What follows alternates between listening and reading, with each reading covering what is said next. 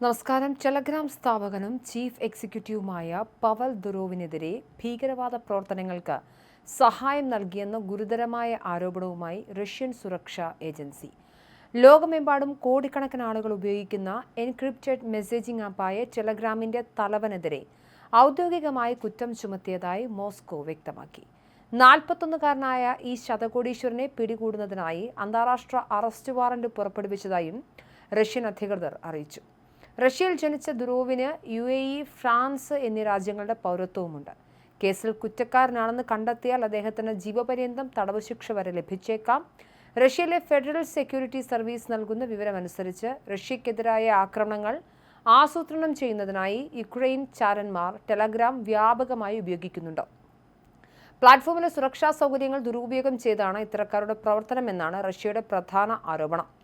യുക്രൈനിലെ ഇന്റലിജൻസ് ഏജൻസികളും തീവ്രവാദ സംഘടനകളും റഷ്യയിൽ അട്ടിമറി, ഭീകരപ്രവർത്തനങ്ങൾ, കൂട്ടക്കൊലകൾ, സൈബർ തട്ടിപ്പുകൾ എന്നിവ നടത്താൻ ഉപയോഗിക്കുന്ന നിരവധി ചാനലുകളും ചാറ്റുകളും ബോട്ടുകളും നീക്കം ചെയ്യുന്നതിൽ ടെലഗ്രാം പരാജയപ്പെട്ടുവെന്ന് FSB ആരോപിക്കുന്നു. ഇത്തരം അനാസ്ഥയുടെയും നിയന്ത്രണമില്ലായ്മയുടെയും ഫലമായി റഷ്യയിൽ നിരപരാധികളായ ഒട്ടേറെ മനുഷ്യരുടെ ജീവൻ നഷ്ടപ്പെട്ടതായി സുരക്ഷാ ഏജൻസി ചൂണ്ടിക്കാട്ടുന്നുണ്ട്.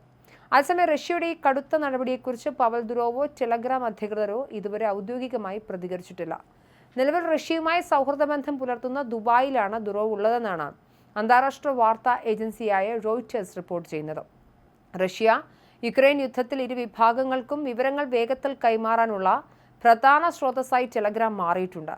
അതിനാൽ തന്നെ ഈ ആപ്പ് ഒരു ഡിജിറ്റൽ യുദ്ധക്കളം എന്നാണ് വിശേഷിപ്പിക്കപ്പെടുന്നത്. സമീപകാലത്തായി ടെലഗ്രാമിന്റെ ഉപയോഗം പരിമിതപ്പെടുത്താൻ റഷ്യ നിരന്തരം ശ്രമിച്ചു വരികയാണ്.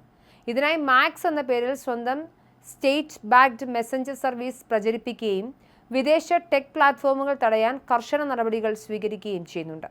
എങ്കിലും ക്രെംലിനും പ്രതിരോധ മന്ത്രാലയവും പ്രതിദിന വാർത്തകൾ പങ്കുവയ്ക്കാൻ ടെലഗ്രാം തുടർന്നും ഉപയോഗിക്കുന്നുണ്ട്.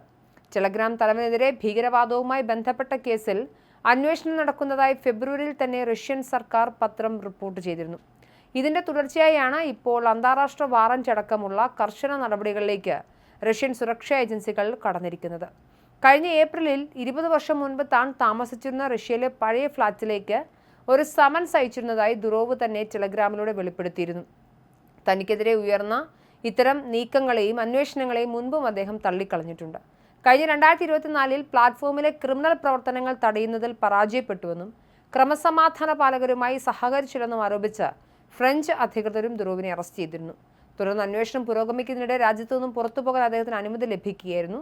തനിക്കെതിരെയുള്ള എല്ലാ ആരോപണങ്ങളും അദ്ദേഹം പൂർണ്ണമായും നിഷേധിക്കുകയാണ് ചെയ്തിട്ടുള്ളത്. എന്തായാലും ടെലഗ്രാം എന്ന് പറയുന്ന ആപ്പിന്റെ സ്വകാര്യതയെ സംബന്ധിച്ച്, വ്യക്തികളുടെ വിവരങ്ങൾ സൂക്ഷിക്കുന്നതിലെ പരിമിതികളെ സംബന്ധിച്ച് ആപ്പ് ദുരുപയോഗം ചെയ്യപ്പെടുന്നതിനെക്കുറിച്ച് ആശങ്കകൾ വ്യാപകമായി ഉയരുന്നുണ്ട്.